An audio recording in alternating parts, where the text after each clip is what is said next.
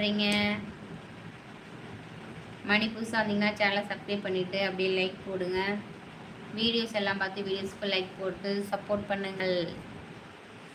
அங்கே அங்கே எவ்வளோ பணம் இருக்குதா? இங்கேயா நிறைய லோனு தான் இருக்குது. நிறைய லோன் தான் இருக்குது வினோத்தனா.